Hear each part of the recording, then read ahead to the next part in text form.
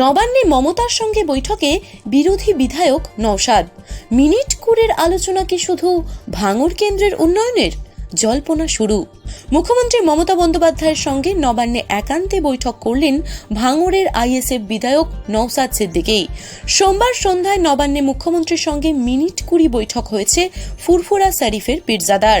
বৈঠকের পরে বাইরে সংবাদ মাধ্যমের প্রশ্নের জবাবে নওশাদ জানিয়েছেন, ভাঙড়ের বিষয় নিয়েই মুখ্যমন্ত্রীর সঙ্গে কথা বলতে নবান্নে পৌঁছেছিলেন তিনি।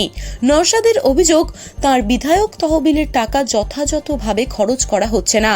ভাঙড় 1 এবং 2 নম্বর পঞ্চায়েত সমিতি বিধায়ক তহবিলের টাকা খরচ না করে ফেলে রেখেছে বলে দাবি করেছেন তিনি। তার বক্তব্য, এ নিয়ে তিনি জেলা প্রশাসনের কাছে তদবির করেছিলেন, কিন্তু পরিস্থিতির কোনো বদল হয়নি।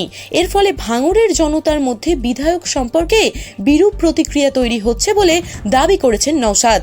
তার কথায়, প্রশাসন টাকা খরচ করছে না, আর শাসক দলের লোকজন প্রচার করছে নওশাদ কোনো কাজ করছে না।